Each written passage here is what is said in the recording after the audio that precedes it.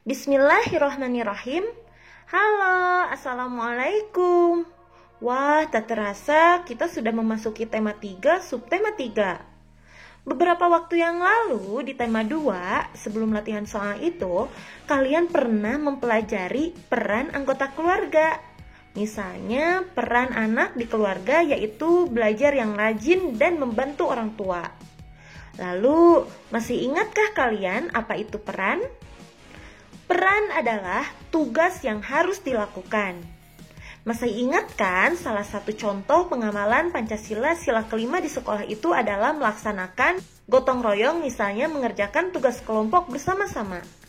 Nah, saat mengerjakan tugas kelompok harus dilakukan pembagian peran atau pembagian tugas secara adil.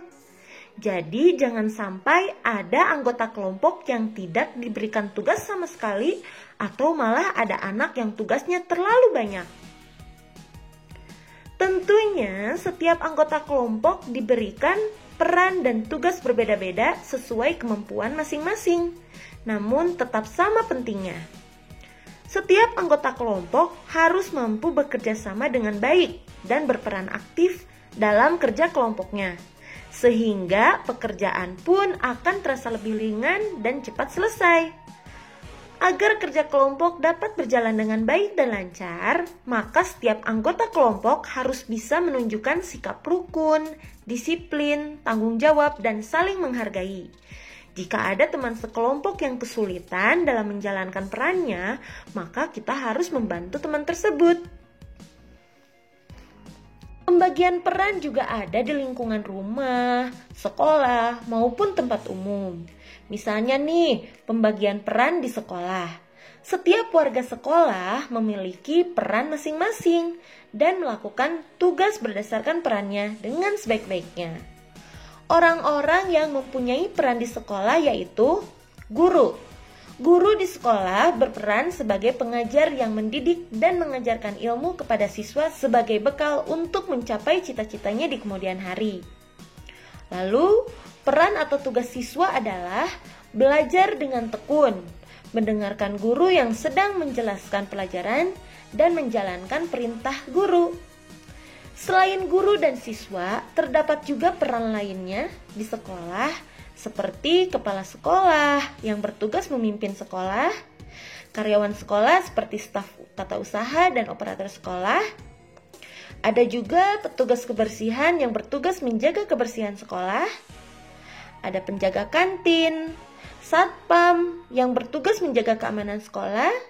Ada juga petugas perpustakaan yang bertugas melayani peminjaman dan pengembalian buku di sekolah, dan lain-lain. Seluruh warga sekolah harus bekerja sama agar tujuan bersama tercapai. Jika ada warga sekolah yang tidak mau menjalankan peran yang dimilikinya, maka akan berpengaruh kepada peran-peran lainnya. Dan jika misalnya di sekolah tidak ada pembagian peran, maka fungsi sekolah tidak akan tercapai karena terjadi kekacauan dalam melaksanakan tugas dan kewajiban. Kebayangkan kalau misalnya tak ada guru di sekolah, maka tak ada yang menyampaikan materi pelajaran kepada siswa. Pembagian peran di tempat umum, misalnya pembagian peran pada kegiatan pameran. Pernahkah kalian mengikuti pameran? Itu tuh kegiatan menampilkan hasil karya untuk disaksikan orang lain. Nah, penyelenggaraan pameran juga dilakukan secara kelompok loh, di mana setiap anggota kelompoknya diberi tugas dan peran berbeda-beda.